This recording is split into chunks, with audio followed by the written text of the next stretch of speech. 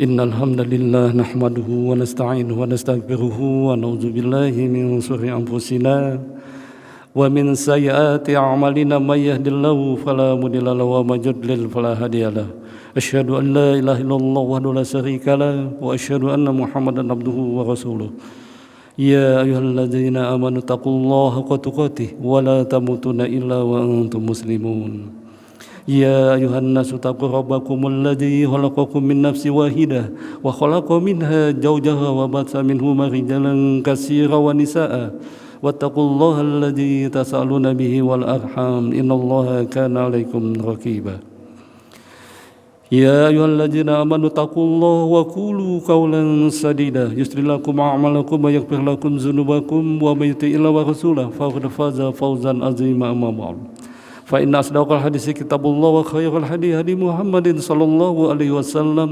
وشر الأمور محدثاتها وكل محدثات بدعة وكل بدعة ضلالة وكل ضلالة بالنار اللهم صل وسلم على نبينا محمد وعلى آله وصحبه ومن tabi'ahum بإحسان إلى يوم الدين. Hadirin jamaah Jumat yang dimuliakan Allah, marilah kita selalu bersyukur pada Allah Subhanahu wa taala atas limpahan nikmat dan karunia-Nya sehingga di siang hari ini di tengah-tengah masa libur kita Allah masih memberikan kesempatan kepada kita untuk melaksanakan ibadah padanya, yaitu ibadah Jumat berjamaah. Salawat dan salam semoga tercurah pada junjungan kita Nabi Agung Muhammad sallallahu alaihi wasallam sebagai uswah hasanah teladan yang baik bagi segenap umat manusia. Hadirin yang dimuliakan Allah, begitu cepat terasa waktu, begitu berlalu, tidak terasa kita sudah menginjak 18 hari bulan Ramadan. Alhamdulillah pada saat ini kita masih diberikan oleh Allah Subhanahu wa taala dalam keimanan dan keislaman kekuatan, kesehatan untuk dapat melaksanakan dan beribadah kepadanya. Dan tentunya kita menginginkan di Ramadan ini adalah kita termasuk orang-orang yang beruntung dan bukan orang-orang yang rugi. Orang-orang yang beruntung itu adalah orang-orang yang mendapatkan bulan Ramadan dengan penuh keridhaan dari Allah Subhanahu wa taala, oleh karena dalam pelaksanaan ibadahnya diiringi dengan keimanan yang bersih, niat yang tulus dan syariat yang benar di dalam melaksanakan ibadah kepada Allah. Dan juga bagaimana kita bersikap untuk dapat memantau, mengintrospeksi ibadah kita, senantiasa selalu kita awasi dan kita nilai agar kita benar-benar mendapatkan suatu tujuan siam, yaitu khairul ummah, menjadikan diri kita bertakwa kepada Allah Subhanahu wa taala, takwa yang benar, takwa sesuai yang diinginkan oleh Allah Subhanahu wa taala dan Rasul-Nya. Untuk itu, sebagai upaya kita untuk mempercepat pencapaian tujuan siam, yaitu orang-orang yang bertakwa, maka dari itu siam kita tentunya dilanjutkan atau kita isi dengan ibadah lain yang menyertainya, yang akan menguntungkan daripada siam kita. Ibadah-ibadah yang menyertai siam kita, supaya betul-betul tujuan siam itu dapat kita raih dengan benar dan kita termasuk orang-orang yang beruntung. Di antaranya adalah qiyamul lail, tadarus Al-Quran, kemudian bersedekah, dan perbuatan-perbuatan baik yang lainnya, baik itu ibadah mahdoh maupun ghairu mahdoh. Hadirin jamaah Jumat yang dimuliakan Allah, di kesempatan ini kita membahas dua ibadah yang menyertai siam kita, yaitu qiyamul lail. Kenapa qiyamul lail itu begitu penting? Memang pernah sahabat bertanya, ya Rasulullah, salat apakah yang lebih afdal, lebih utama setelah salat wajib? Rasulullah mengatakan adalah salat qiyamul lail. Tarawih yang sering atau yang dilaksanakan pada setiap malam bulan Ramadan, maka itu adalah bisa kita katakan sebagai bulan pendidikan atau kita sedang melatih diri kita agar membiasakan kita untuk selalu sholat malam sebagai upaya kita untuk mendekatkan diri kepada Allah Subhanahu wa Ta'ala. Apa yang diinginkan kita di dalam Qiyamul Lail itu? Kita menginginkan agar kita menjadi orang yang ibadur rahman, orang-orang yang dicintai oleh Allah Subhanahu wa Ta'ala. Walladzina yabituna lirabbihim sujada wa qiyamah. Orang-orang yang mengaku ibadur rahman itu adalah orang-orang yang senantiasa di malam harinya menegakkan qiyamul lail, salat kepada Allah Subhanahu wa Ta'ala. Memang salat tarawih kita yang kita laksanakan ada yang setelah sholat isya, sebelum tidur, atau juga dilaksanakan sepertiga malam. Hal itu pun dapat dilaksanakan, namun kalau yang baik adalah di sepertiga malam, namun sebagai upaya untuk dakwah dan juga untuk meramaikan kegiatan Ramadan dan membiasakan saudara-saudara kita agar mencintai masjid dan cinta kepada sholat malam, maka bolehlah tarawih itu menurut ulama dilaksanakan setelah isya. Namun pada prinsipnya sholat malam itu adalah dalam rangka kita mencapai ibadur rahman. Jika kita laksanakan di sepertiga malam, sesungguhnya ini akan lebih mendekatkan diri kita kepada Allah Subhanahu wa Ta'ala. Oleh karena Rasul mengatakan senantiasa Allah Subhanahu wa Ta'ala turun ke langit dunia di sepertiga malam. Yanzilu tabaraka wa ta'ala fi kulli lailatin minas sama'id dunya hina yabqa sulusul laili wal akhiri. Sesungguhnya Allah Subhanahu wa Ta'ala turun ke langit dunia di sepertiga malam. Kemudian Allah Subhanahu wa Ta'ala berfirman, hal min sa'ilin, siapakah hambaku yang sedang meminta kepadaku? Maka Allah mengatakan fa'atihi, maka aku akan berikan. Kemudian Allah melihatlah, mencari lagi, siapakah hambaku yang memohon doa kepadaku? Hal min da'in fa'astajibulahu, kata Allah, aku akan kabulkan doanya. Kemudian dia lihat lagi, adakah hambaku yang memohon ampun kepadaku? Hal min mustaghfirin fa astaghfirullahu, aku akan kabulkan atau aku akan ampuni bagi hambaku yang mohon ampun.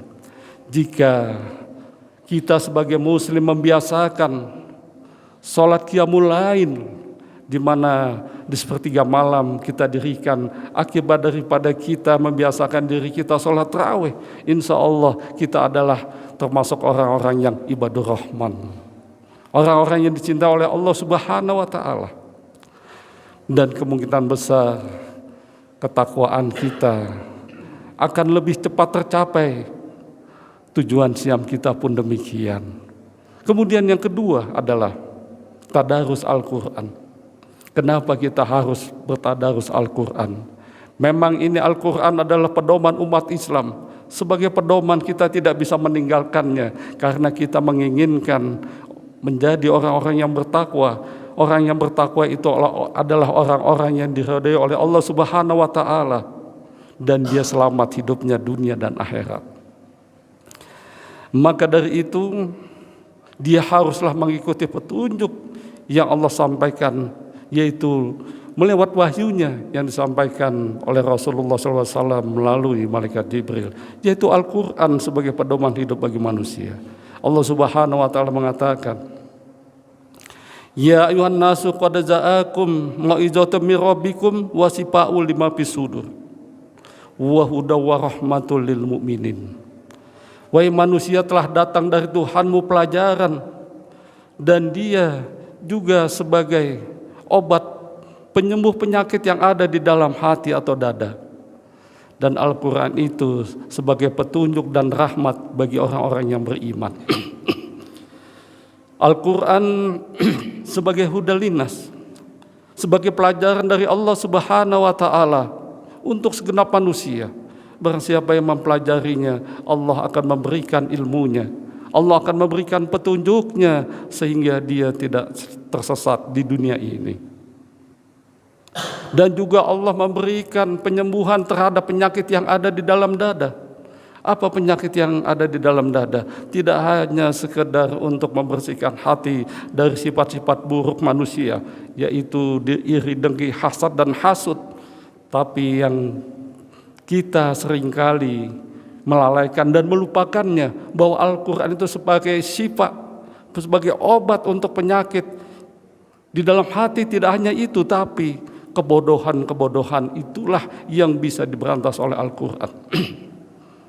Bagaimana orang yang dikategorikan orang yang sudah lumpuh otaknya pun begitu dilatih bertadarus Al-Quran, menghafal Al-Quran dan membaca Al-Quran, ternyata simpul-simpul sarafnya pulih kembali dan dia bisa membaca Al-Quran dan menghafalnya.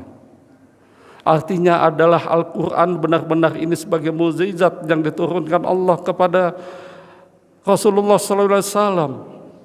Jika umat ini memang menginginkan kecerdasan, menginginkan suatu umat yang unggul, tentunya dia harus mempelajari Al-Quran, karena Al-Quran itulah pelajaran dari Allah Subhanahu wa Ta'ala. Dan bagi orang-orang yang beriman, jelaslah Al-Quran itu sebagai petunjuk dan juga rahmat dari Allah Subhanahu wa Ta'ala. Maka dari itu, jika kita menginginkan kebaikan dari Allah Subhanahu wa Ta'ala, Al-Quran tidak sekedar kita baca, namun kita hafal, kita tadaburi, kemudian kita amalkan. Apakah kebaikan dari Al-Quran itu? Rasulullah mengatakan, sesungguhnya Allah Subhanahu wa Ta'ala itu mempunyai keluarga dari kalangan manusia. Siapakah dia? Dia adalah orang yang membaca dan mencintai Al-Quran. Rasulullah SAW mengatakan, Innallaha ahlina minan nas. Sesungguhnya Allah mempunyai keluarga dari kalangan manusia. Qalu manhum ya Rasulullah, siapakah dia ya Rasul? Kemudian Rasul menjawab, qalu ahlul Quran hum wa ahlullahi wa hosatuhu. Dia adalah orang yang ahlul Quran, orang yang cinta kepada Al-Quran. Malam-malamnya tidak pernah dia lewati, walaupun beberapa ayat pasti dia membacanya, mempelajarinya, dan berupaya untuk melaksanakan apa yang daripada perintah Al-Quran. Dia adalah kekasihnya Allah. Wa hosatuhu, dia adalah orang-orang yang utama di sisi Allah. Ini adalah keutamaan Al-Quran. Kemudian bagaimanakah jika kita di dalam membaca Al-Quran itu belum mahir, belum bisa, bahkan masih pelegak-peleguk atau juga grutal-gratul? Maka Rasulullah SAW mengatakan, walladzina yaqra'ul Qur'ana wa yatatatta'u fihi bahwa alaihi hisakun lahu ajrani. Barang siapa orang yang membaca Al-Quran dengan terbata-bata, dengan susah payah, Allah akan memberikan 2 pahala.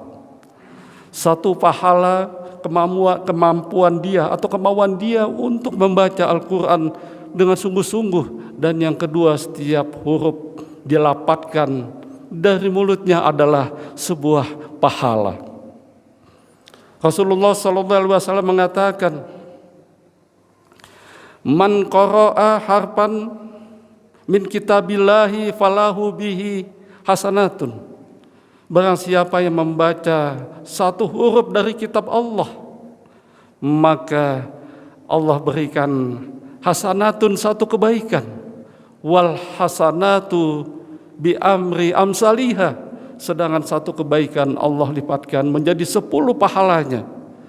Karena ini dibacanya di bulan Ramadan, Allah akan lipat gandakan menjadi 70 kalinya, yaitu sekitar 700.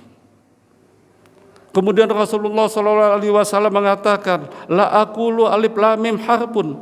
Kata Rasulullah, aku tidak mengatakan alif lam mim itu satu huruf, walakin akan tetapi alimun harpun, walamun harpun, wa mimun harpun.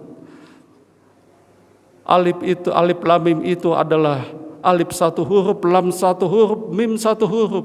Berarti kalau kita membaca Alif Lam Mim artinya kita membaca 3 huruf. Allah akan memberikan kelipatannya sampai dengan 700 kali kebaikan jika itu dibaca di bulan Ramadan. Hadirin jamaah Jumat yang dimuliakan Allah, apakah kita masih enggan di bulan Ramadan ini untuk menyisihkan waktu kita membuka Al-Quran, mempelajarinya?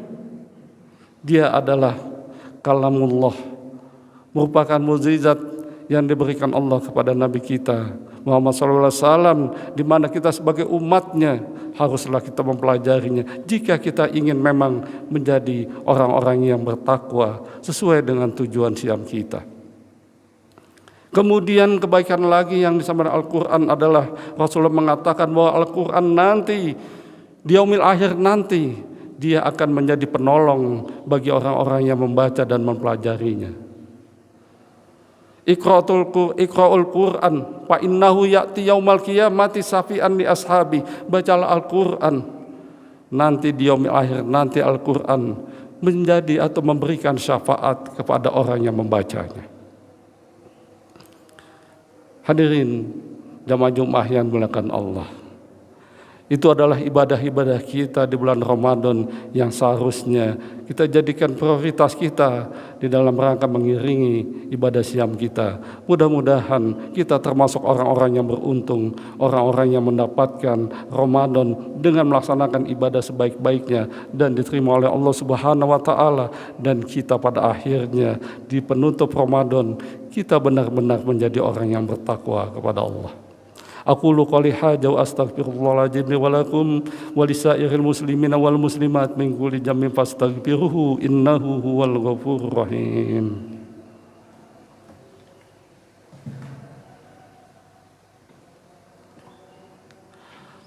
Alhamdulillahirabbil alamin wal akibatu lil muttaqin wal udwana ilal zalimin. Asyhadu an la ilaha illallah al malikul haqqul mubin wa asyhadu anna muhammadan abduhu wa rasuluhu al mabu'us rahmatan lil alamin.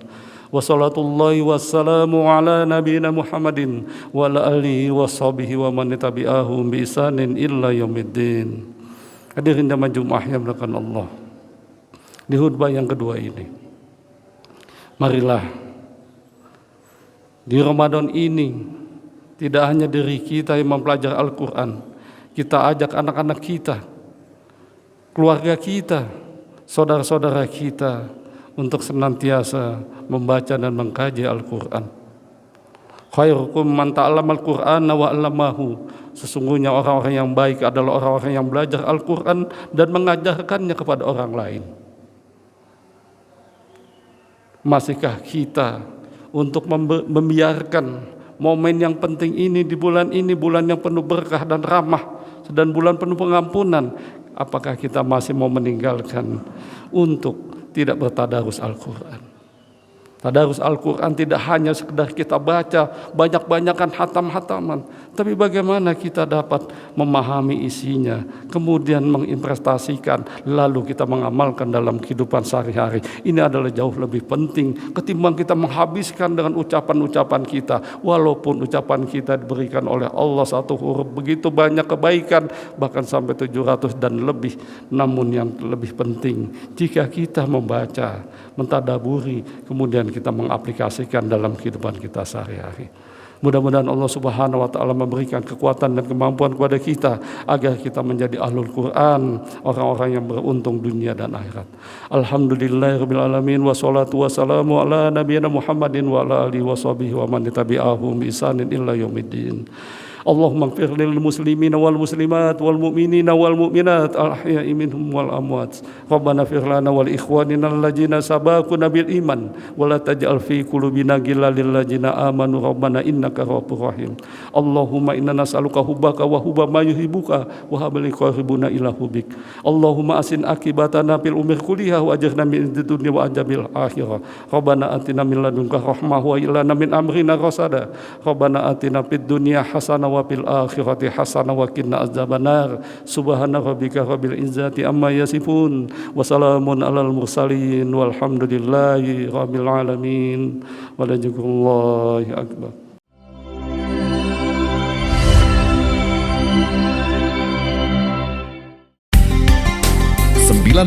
FM. Purnama Sidi Wonosobo, mencerahkan, inspiratif.